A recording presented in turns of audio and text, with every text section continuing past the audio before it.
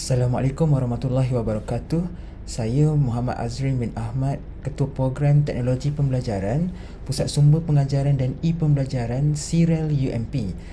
Pada hari ini, dalam video kali ini saya ingin menerangkan kepada semua pensyarah Universiti Malaysia Pahang berkaitan perkara yang melibatkan pengiraan blended learning bagi sesuatu kursus di Universiti Malaysia Pahang.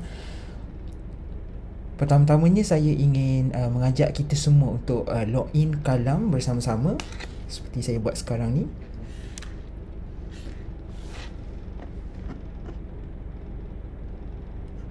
Okay, kemudian bila kalian semua sudah berjaya masuk Kalam masing-masing, kemudian bolehlah pilih mana-mana kursus yang mana kita semua ingin edit lah. So untuk kes saya, mungkin saya akan tekan subjek Applied Calculus.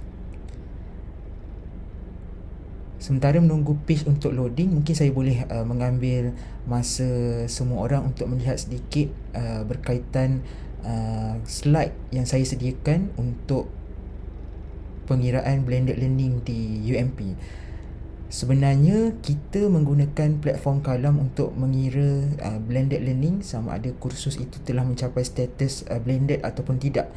Seperti mana yang kita sedia maklum, ada 4 elemen yang perlu pensyarah semua pastikan telah dipenuhi bagi memastikan sesuatu kursus dikira sudah blended.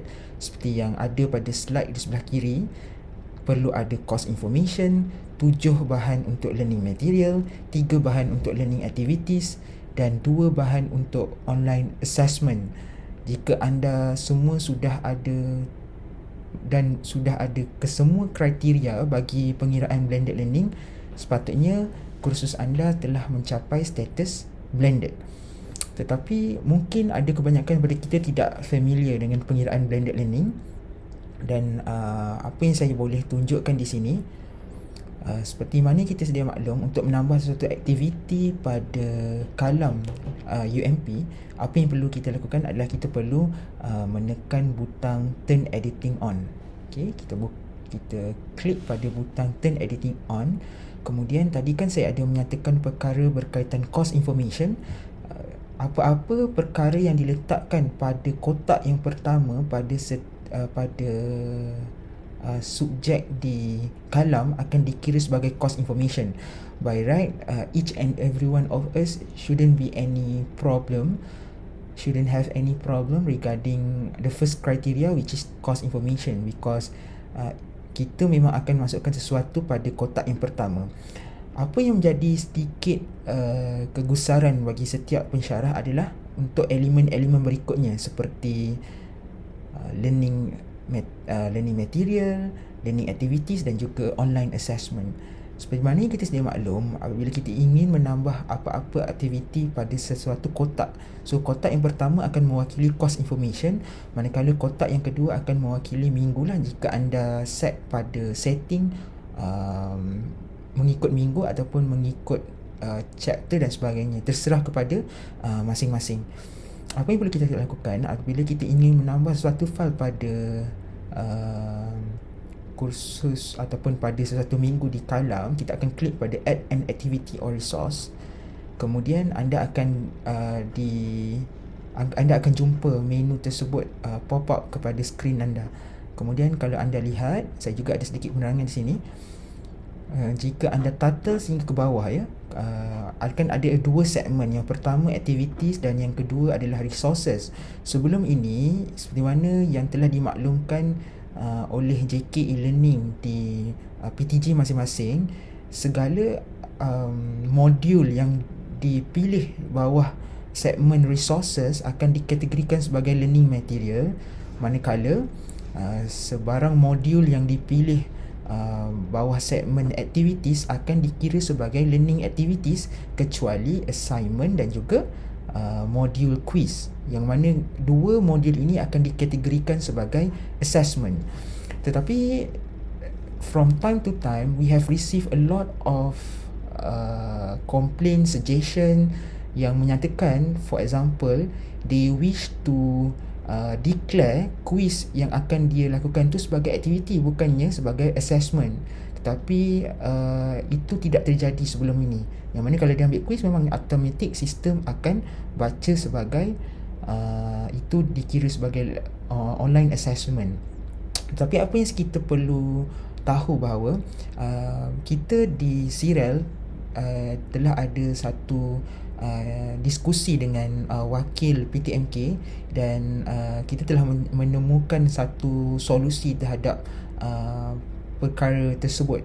Okey, seperti yang mana kita sebelum ini kita terima banyak komplain, ada yang pensyarah telah menggunakan satu web 2.0 di luar daripada kalam, kemudian embed di dalam kalam, tetapi dia akan memilih fungsi label, dan bila dia menggunakan fungsi label memang automatik akan dikira sebagai learning material.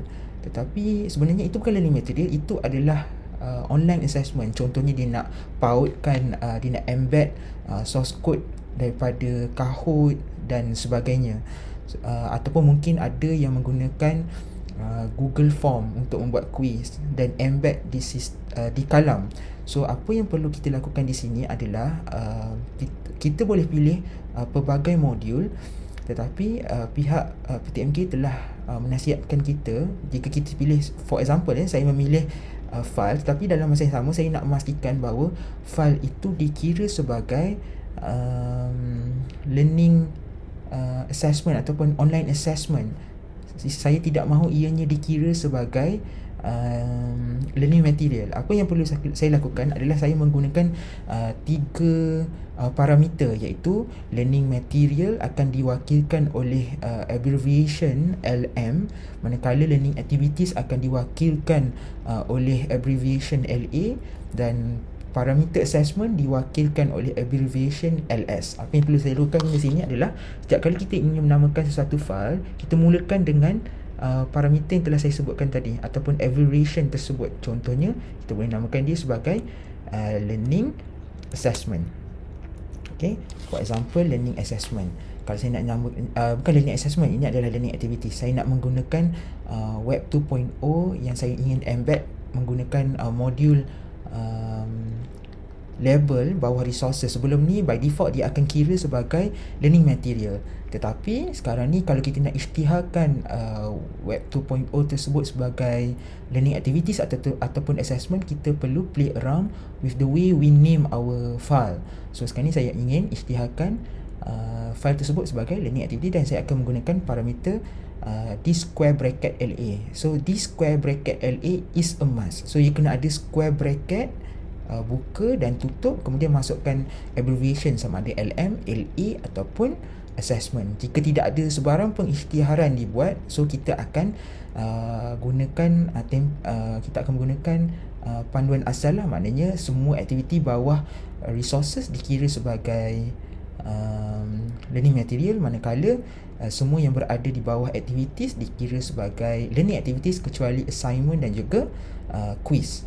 So saya harap video saya pada kali ini dapat membantu semua pensyarah di UMP untuk menghasilkan dan untuk memperkasakan lagi penggunaan kalam bagi aktiviti pengajaran dan pembelajaran dalam talian.